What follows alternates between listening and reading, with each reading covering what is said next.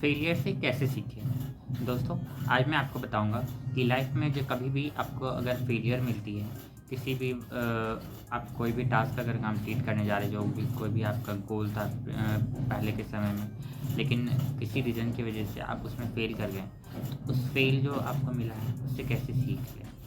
दोस्तों, आज मैं आपको कुछ 8 पॉइंटर्स बताऊँगा, जिससे कि आप फेलियर से कैसे सीखें, वो आप सीख सकते हैं। तो शुरू करते हैं।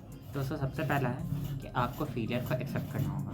दोस्तों, अगर आप किसी भी टास्क जो जो आप कर रहे थे, उसमें अगर आपको फेलियर मिला है, ठीक है? अगर आपको लाइफ में फेलियर नसीब हुई है या फिर फेलियर का सामना करना पड़ा है, तो उसको सबसे पहले आपको एक्सेप्ट करना होगा कि आपने फेलियर को आपने फेल किया है।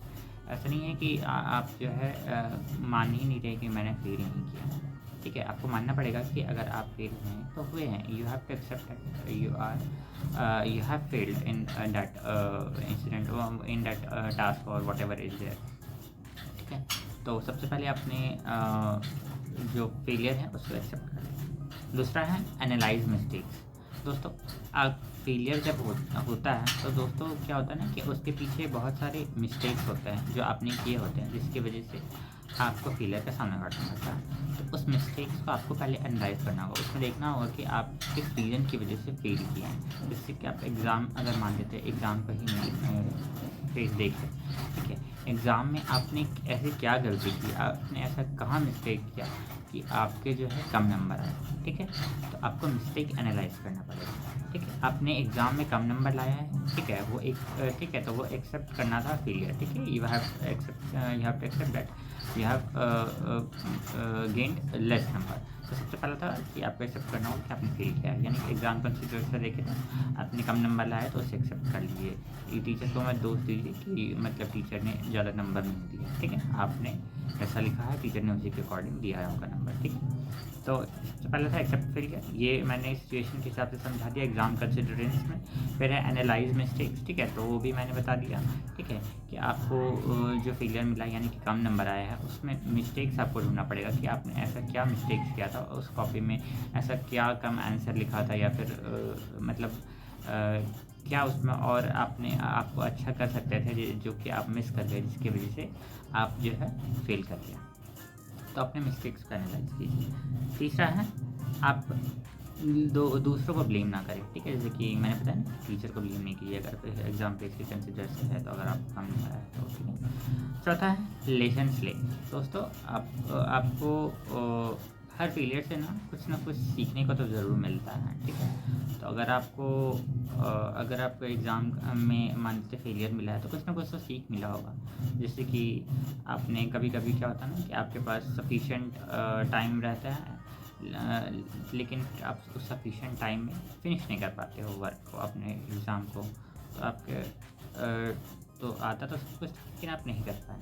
तो लेकिन आप टाइम क्योंकि आपको क्योंकि टाइम पे आप नहीं फिनिश कर पाए, तो ये तो आपका टाइम का इश्यू आ गया, जिसकी वजह से आप फेलियर हो गए, ठीक है? फेल कर गए।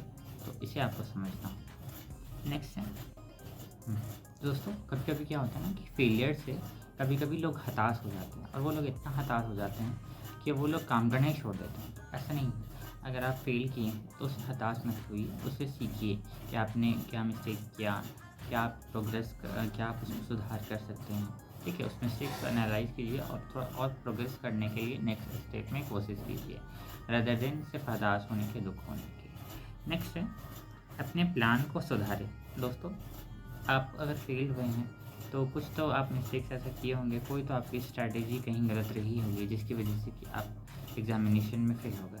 तो आपकी स्ट्रैटेजी कैसी थी, वो आपको सही करना पड़ेगा, ठीक है? जिस जिस गलत स्ट्रैटेजी की वजह से आपको कम नंबर मिले, ठीक है?